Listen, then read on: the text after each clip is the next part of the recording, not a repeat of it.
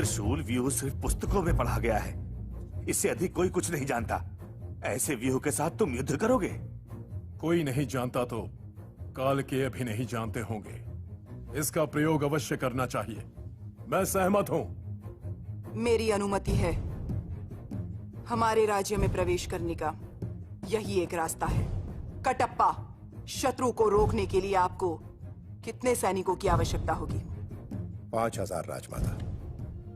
बर्छियों और ढालों से मैं एक लोहे की दीवार बनाऊंगा। सेना को एक अभेद किले में बदल दूंगा। मैं उत्तर दिशा की ओर से सेना का नेतृत्व करूंगा। दक्षिण की सेना का उत्तरदायित्व मेरा होगा। हमें गुप्त सूचना मिली कि कालके का सेनानायक स्वयं पीछे रहकर अपनी आधी सेना को आगे भेज देगा। अपनी व्यूह रचना और हथियारों के बल पर हम किसी भी सेना को एक पहर तक रोक के रख सकते हैं, लेकिन इस एक पहर में हमें कालके के सेनानायक को मार गिराना होगा। उसके मरते ही सेना टूटकर बिखर जाएगी। युद्ध के बीच में सही समय देखकर दोनों युवराज अपनी अश्वसेना के साथ कालकेया पर दो तरफ से आक्रमण कर देंगे। हमारी व्यूह रचना समझकर हम पर पलटवार करने में उन्हें कम से कम एक पहर लगेगा। इतना बहुत है मां, विजय प्राप्ति के लिए। आधा पहर भी बहुत है उसका सर धड़ से अलग करने के लिए। अद्भुत! इसी युद्ध के साथ नए राजा का निर्णय भी हो जाएगा।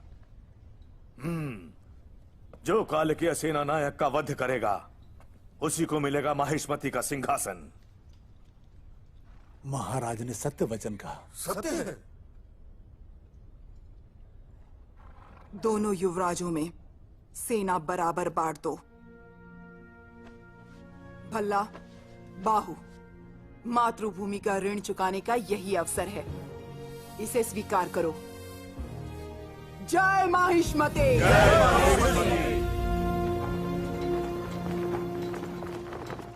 तुम्हारे ताया ने तुम्हारे साथ अन्याय किया है बाहु।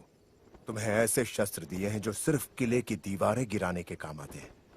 खुली रणभूमि में ऐसे शस्त्रों की क्या आवश्यकता? तलवारों वाला रथ और तीर चलाने वाले हथियार तो भल्लाल देव को दे दिए। तुम्हें इसका विरोध करना चाहिए था बाहु। माहिष्मती सिंहासन अब आपके पुत्र का ही है प्रभु। बाहुबली को बड़ी चालाकी से। इसमें क्या चालाकी है जो इतना भी नहीं कह सकता कि मुझे ये सेना चाहिए, मुझे वो हथियार चाहिए? वो कल रणभूमि में क्या झंडे गाड़ेगा? बलवान को और बलवान करो, इसे चालाकी नहीं राजनीति कहते हैं। है, ये क्या है? क्षमा करें प्रभु, छोटे युवराज ने आदेश दिया है कि तंबू चीर कर कपड़ा ले आओ। हैं?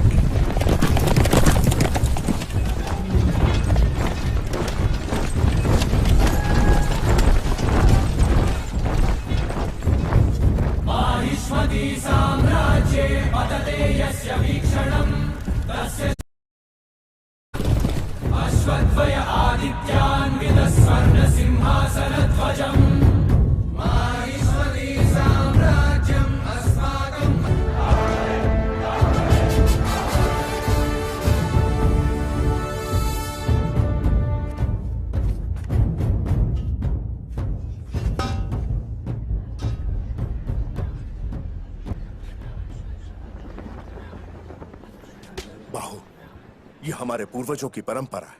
ये बलि नहीं चढ़ाई तो सैनिक अपशकुन मानेंगे। हाँ युवराज, युद्ध में जाने से पहले ये बलि नहीं चढ़ाई तो देवी माँ क्रोधित हो जाएंगी। देवी माँ की प्यास बुझाने के लिए एक निर्बल की बलि क्यों? मेरा उमड़ता हुआ रक्त समर्पित है। जय माहिष्मते!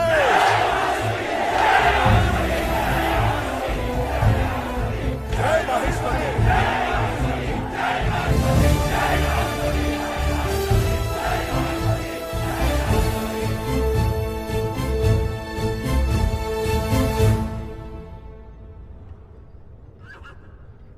माहिष्मती क्षमा धर्म का पालन करता है। माहिष्मती प्रज्ञ ब्रिंटा, हम अंतिम अवसर दे रहे हैं। रणभूमि छोड़कर भाग जाओ, तुम लोगों को प्राणदान दे दिया जाएगा। कोरटा जा रे, फुफू, निम, बीट रूल सोलंग दे। Nimda, Dozras tell me. Har tabush crack oikinim bomla, mohino zuku, lohakwe. तुम्हारे दोनों पुत्रों में जो मुझे मारेगा, तुम उसे राजा घोषित करोगी। क्या ये सच है? Unakasa, minu pizra, shukwe. और अगर वो दोनों मेरे हाथों मर गए तो? Min bahatte, zaratrama maishvritim rimsa inkinim. Min mahatti chuhur frok namata shvikde ta crack chuhur har. तुम्हारे राज्य को और तुमको वश में करके मैं जो पुत्र पैदा करूंगा उसे राजा बना देना।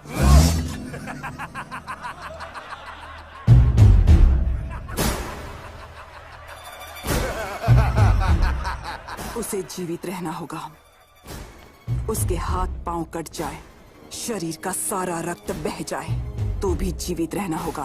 ताबी क्रूल डंकरा, प्रका, अक्ट्रा, ट्रडा, ओपीलोपी, फिक्सेटी, ताबी क्रूल डंकरा। ये तो उसकी दोनों आंखें नोच खाएं और पेट से सारी आते बाहर आ जाएं, तो भी जीवित रहना होगा। कटप्पा! राजमाता, समर शंख फूंक दो।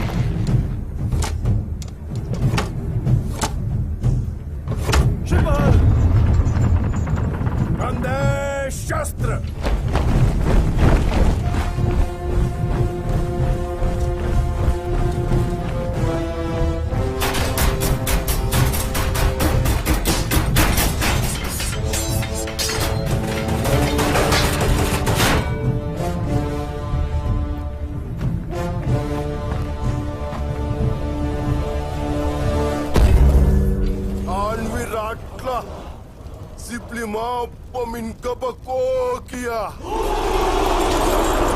Har tabu sahar.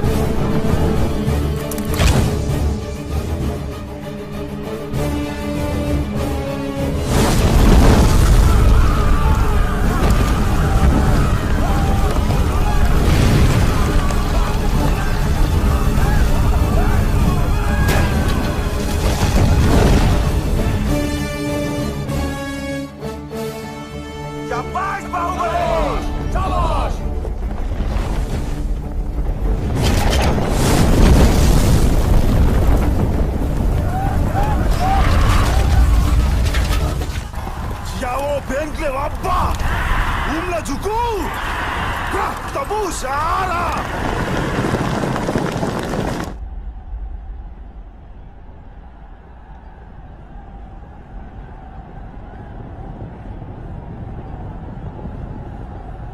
महासेना घात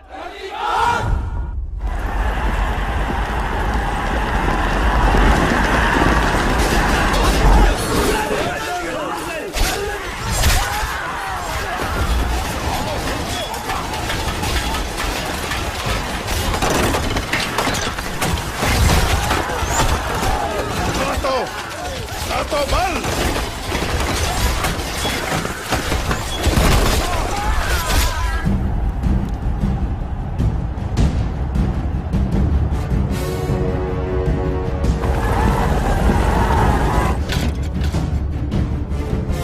श्रेणी घातो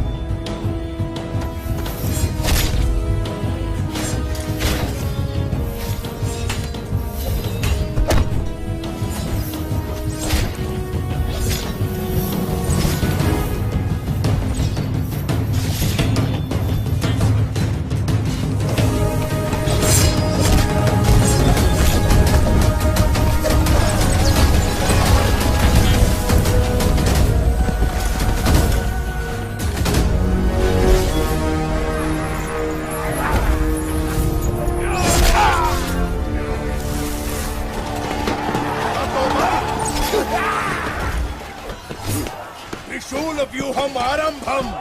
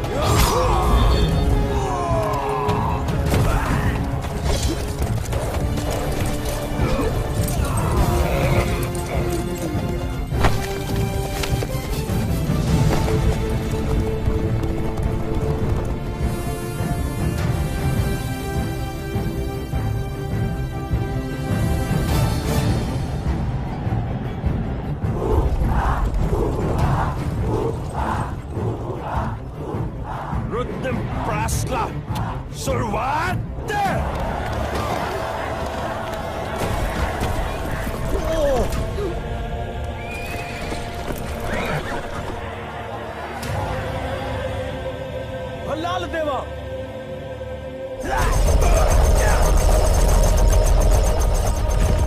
युवराज,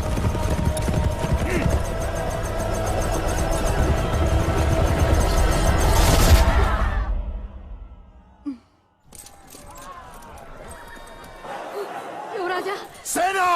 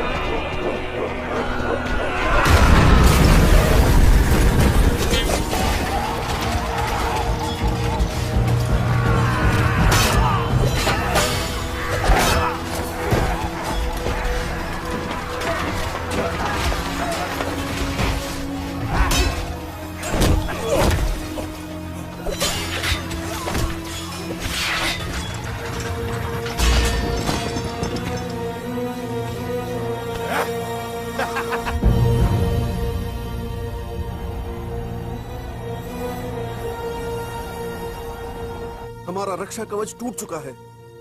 माहिष्मति की धरती पर पहली बार शत्रु का ध्वज लहरा रहा है। मृत्यु, ये मृत्यु ही तो है। मृत्यु।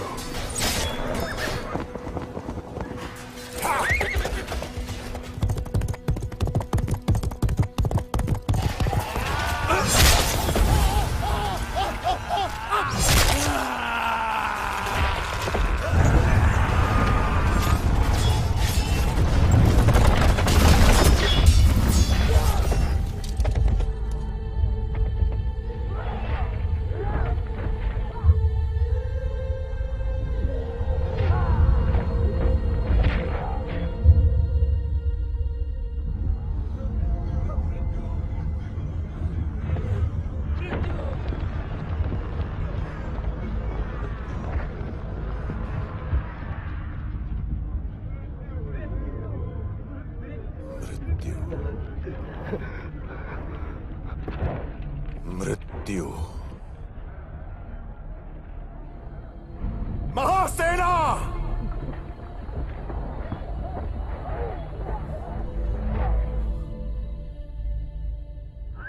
क्या है मृत्यु?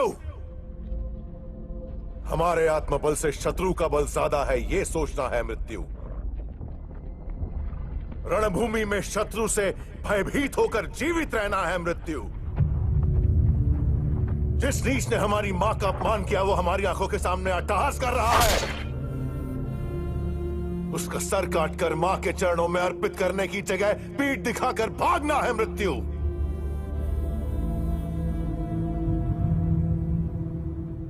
उस मृत्यु को मारने जा रहा हूं मैं। मेरी मां और मातृभूमि को कोई नीच पापी छू नहीं सकता। उनकी छाती चीरकर उन सबको यह कहने जा रहा हूं मैं,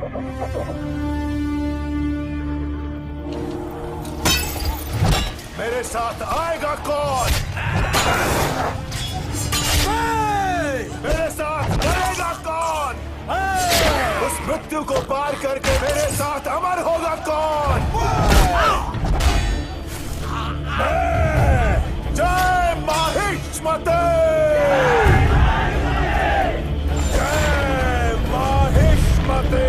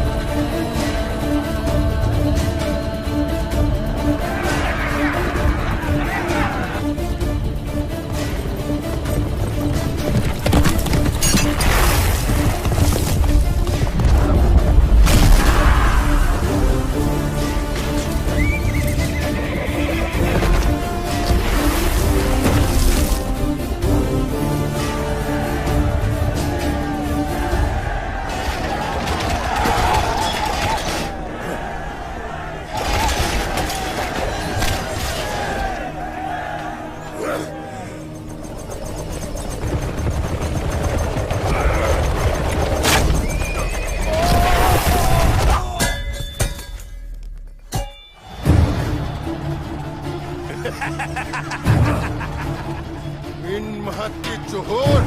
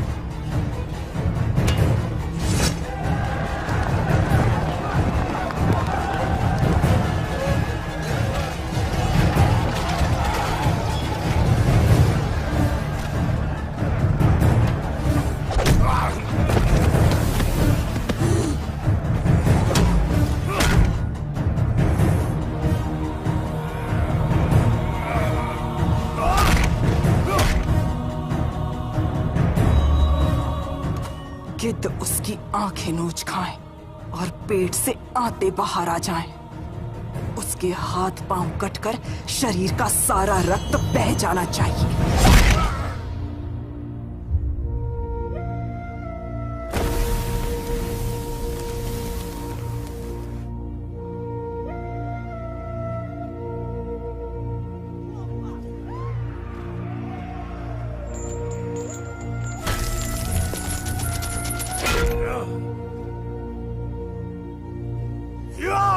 मेरा पुत्र। जय बलराम देव, जय